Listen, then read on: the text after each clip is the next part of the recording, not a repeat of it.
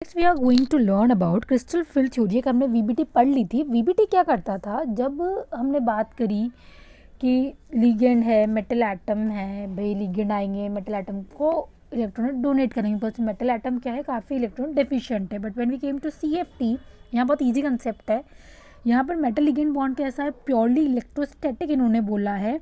Metal ion है और ligand है, ठीक है, क्योंकि इलेक्ट्रोस्टैटिक बॉन्ड ऑफ अट्रैक्शन है, एक टाइप का positive negative charge of attraction है। लिगेंड्स पॉइंट चार्जेस की तरह कंसिडर किए गए हैं, जो एनाइन भी हो सकते हैं अगर ऑफ कोर्स आप जानते हो अगर नेगेटिव चार्ज है तो, और डाइपोल हो सकते हैं अगर न्यूट्रल मॉलिक्यूल है तो, ठीक है।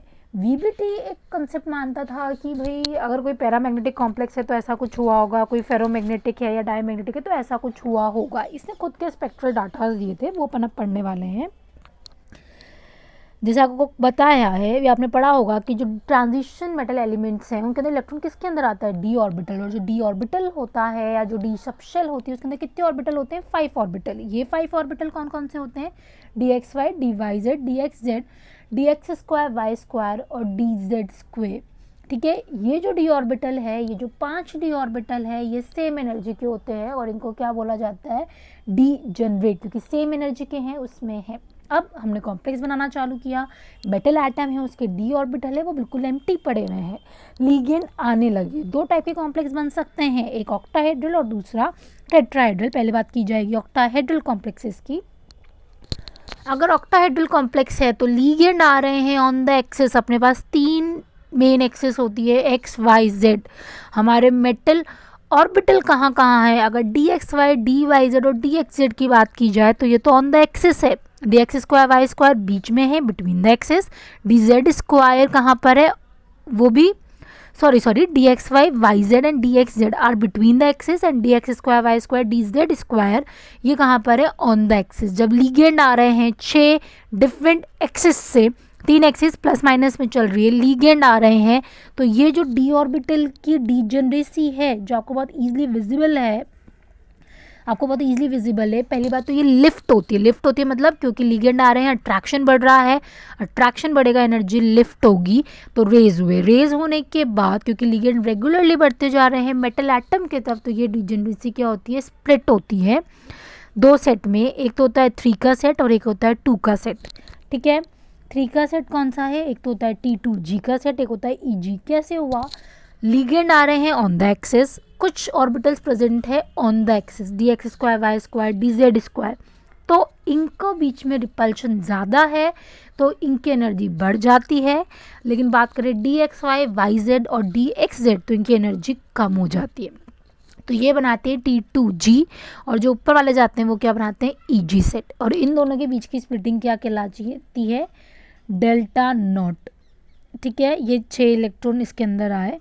अब ये कितनी स्प्लिट होगा, डी कितनी डीजनरेसिंग के लिफ्ट होगी या कितने में स्प्लिट होगा, इसको बोलते हैं splitting of D orbital into T2G set and EG set. ये कितने में टूटेगा, ये कितने में, मतलब टूटने से ज़्यादा मैं बोलूँगी कितने अमाउंट में ये मतलब हो रहा है, एनर्जी गैप बढ़ रहा है कम है, डिपेंड करता है लिगेंड कैसा है, कुछ स्ट्रॉन्ग है या वीक है। तो आपको एक इलेक्ट्रोकेमिकल सीरीज, स्पेक्ट्रोकेमिकल सीरीज दे रखी है। सबसे कम पावर किसकी है, एडाडाइन, एक वीक फील्ड लिगेंड है, ब्रोमाइड, फिर थायोसाइनेट, फिर क्लोराइड, फिर सल्फाइड, फिर fluoride, hydroxide, oxalate, water, thiocyanate, ये thiocyanate ion, EDTA, ammonia, amine जिसे हम कहते हैं, ethylene diamine, ethane 1,2 diamine, cyanide and carbonyl, इसको हम क्या बोलते हैं, स्पेक्ट्रोकेमिकल सीरीज, ठीक है। इलेक्ट्रॉन आए और इसके अंदर आके जमना चालू होते हैं, ठीक है। हर इलेक्ट्रॉन की फिलिंग डिपेंड करेगी कैसे टाइप के लिगेंड है। अगर स्ट्रॉन्ग है तो पहले अंदर के ऑर्बिटल्स फिल होंगे, बाद में आएगा। अगर हम बात करें स्ट्रॉन्ग फील्ड की तो स्ट्रॉन्ग फील्ड में पहले अंदर जाएंगे इलेक्ट्रॉन, फिर बाद में कहाँ आएगा, बाहर की तरफ, ठीक है। EG सेट में पहले T2G में जाएंगे। अगर आप वीक फील्ड की बात करो तो पहले 5 ऑर्बिटल भरे जाएंगे, 3 T2G और 2 ऊपर EG, फिर 6 इलेक्ट्रॉन कहाँ पर आएगा, T2G में। तो ये आपको याद रखना है कौन से स्ट्रॉन्ग कौन से वीक, तो याद रखना है स्ट्रॉन्ग तो 3 ही है, ammonia, ethylene diamine, cyanide and carbonyl, इन 3 से आपका काम हो जाएगा। Del naught refers to the, ये जो डेल नॉट आपको दे रखा है, डेल नॉट क्या है, energy gap between the T2G and EG orbital during crystal field splitting या during DD splitting. P pairing energy, कौन ज़्यादा है डिपेंड करता है del naught less than pairing. Del naught less than pairing energy किसके लिए होती है हमेशा, वीक फील्ड लिगेंड के लिए। Del nought greater than pairing किसके लिए ज़्यादा होती है, फॉर स्ट्रॉन्ग फील्ड लिगेंड। ठीक है, इन दोनों के बीच का गैप आपको बहुत ईजिली दिख रहा है, नीचे 2/5 डेल नॉट और ऊपर 3/5 बेरी सेंटर से। अब हम चलेंगे टेट्राहेड्रल कॉम्प्लेक्स। जब टेट्राहेड्रल में बात करते हैं तो स्प्लिटिंग जो होती है ना वो इन्वर्स हो जाती है या बोले तो रिवर्स हो जाती है। ऐसा क्यों, क्योंकि टेट्राहेड्रल ऑर्बिटल में जो आपके लिगेंड आ रहे हैं ये कहाँ पर आ रहे हैं, बिटवीन द एक्सिस, ना कि ऑन द एक्सिस। क्योंकि बिटवीन द एक्सिस आएंगे, कॉमन सेंस की बात है, d x y y z and d x z orbital, उनकी एनर्जी रेज हो जाएगी, और जो एक्स स्क्वायर वाई स्क्वायर और डी जेड स्क्वायर उसकी एनर्जी क्या हो जाएगी, डाउन हो जाएगी।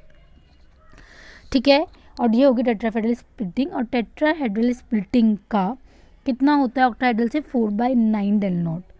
ठीक है, जी हम यहाँ से हटा दें क्योंकि जी रेड सिमेट्री यहाँ नहीं होती है।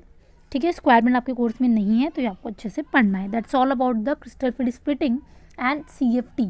आप इलेक्ट्रॉन को फिल करना चालू करोगे, पहले आप कोई भी कॉम्प्लेक्स है उसको उठाओगे, मेटल की ऑक्सीडेशन स्टेट निकालोगे, फिर उसका पहले एक्साइटेड स्टेट में कॉन्फिग्रेशन लिखोगे, फिर आप उसके अंदर इलेक्ट्रॉन फिल करना चालू करोगे। ठीक है, फिर आप उसकी पूरी स्प्लिटिंग देखोगे भाई वो कैसा है, आपको अपने आप पता चल जाएगा कौन सा पैरामैग्नेटिक और कौन सा डायमैग्नेटिक कॉम्प्लेक्स है। ठीक है, the next we are going to learn about the next